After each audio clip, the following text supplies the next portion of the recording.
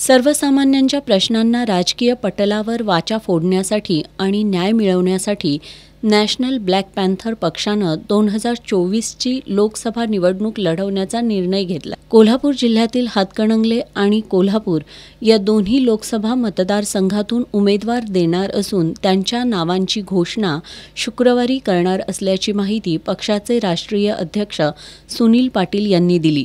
लोकसभा निवडणुकीच्या अनुषंगानं महत्त्वाचे मुद्दे घेऊन सर्वसामान्यांच्या प्रश्नांना वाचा फुटावी तसंच राजकीय, सामाजिक आणि आर्थिक विषमता नष्ट करण्याची भूमिका घेऊन नॅशनल ब्लॅक पॅन्थर पक्ष ही निवडणूक लढवणार असून जनतेनं पक्षाच्या भूमिकेला पाठिंबा द्यावा असं आवाहन सुनील पाटील यांनी केलंय. या पत्रकार बैठकीला नॅशनल ब्लॅक पॅन्थर पक्षाचे शरद पाटील, दिलीप पाटील, डॉक्टर सुभाष पाटणकर आदी उपस्थित होते.